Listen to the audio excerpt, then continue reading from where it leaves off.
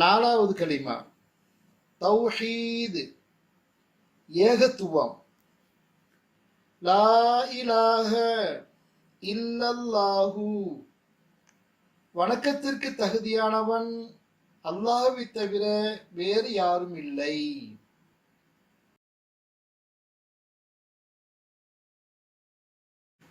வஹ்தஹு, அவன் தனித்தவன்.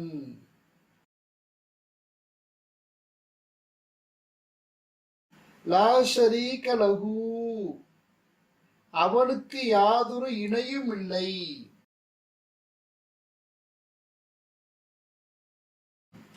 லஹுல் முல்கு, அரசாட்சி முழுவதும் அவனுக்காக இருக்கும்.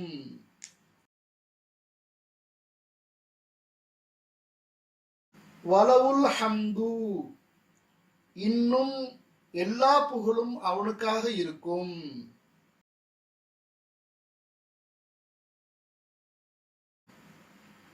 யுஹ்யி, இறந்தவர்களை உயிராக்குவான்.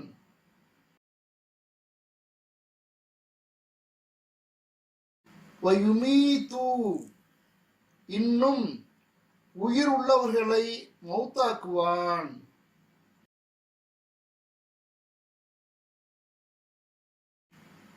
பியதிஹில் கைரு, நன்மைகள் அனைத்தும் அவன் வசமாக இருக்கும்.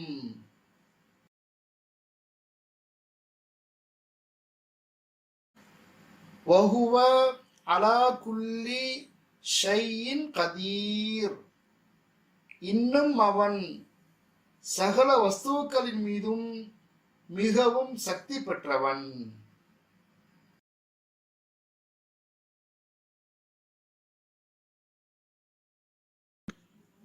நான்காவது கலிமா தௌஹீத்,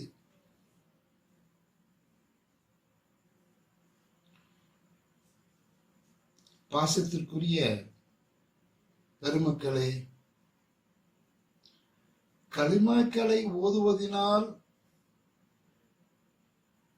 அல்லாஹு தாலாவாகின்றவன் மகிழ்ச்சி அடைந்து கணக்கிலடங்காத நன்மைகளை கொடுக்கிறான் என்பதை நாம் அறிந்த மக்களாக இருக்கின்றோம்.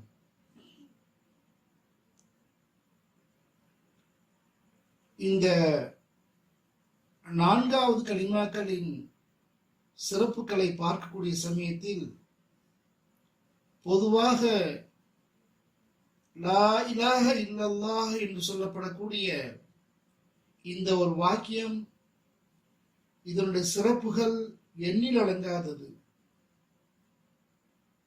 நாம் ஒரு ஹதீஸ்ல பார்க்கின்றோம், நீங்கள் ஒவ்வொரு ஃபர்லு தொழுகைக்கு பிறகும் லா இலாஹ இல்லல்லாஹு வஹ்தஹு லா ஷரீக லஹு லஹுல் முல்கு வலவுல் ஹம்து வஹுவ அலா குல்லி ஷைஇன் கதீர் என்று 10 தடவை ஓதிக்கொள்ளுங்கள்.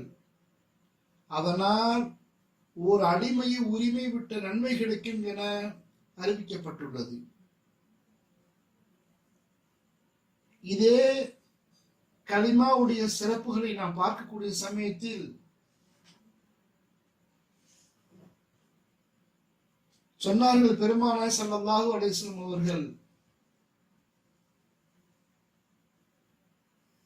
இந்த ஹதீஸை அறிவிக்கக்கூடிய ஹஸரத் அபூ ஹுரைரா ரலியல்லாஹு தஆலா அன்ஹு அவர்கள் கூறுகின்றார்கள், ஒருவர் ஒவ்வொரு ஃபர்லு தொழுகைக்கு பிறகும் 33 தடவை சுப்ஹானல்லாஹ், 33 தடவை அல்ஹம்துலில்லாஹ், 33 தடவை அல்லாஹு அக்பர் என்று ஓதினால் அவை மொத்தம் 99 தடவை ஆகின்றன.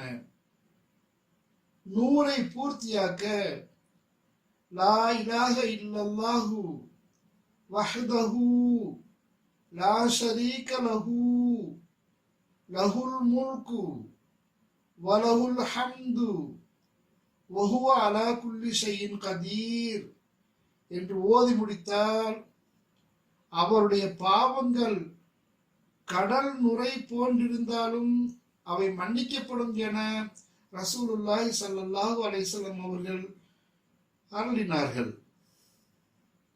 இந்த ஹதீஸில் 3 கலிமாக்கள் ஒவ்வொன்றையும் 33 தடவையும் லா இலாஹ இல்லல்லாஹு வஹ்தஹு என்பதை ஒரு தடவையும் ஓத வேண்டும் என்பதாகவும் கூறப்பட்டுள்ளது.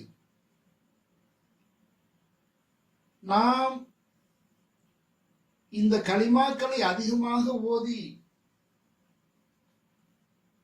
நம்முடைய தேவைகளை அல்லாஹு தாலாவிடத்தில் முறையிட்டு அல்லாஹு தாலாவுடைய அன்பிற்கும் அவனுடைய நல்ல அருளுக்கும் பாத்திபமான மக்களாக ஆகுவதற்கு அல்லாஹு தாலா நம் அனைவருக்கும் நற்கிருபை செய்வானாக.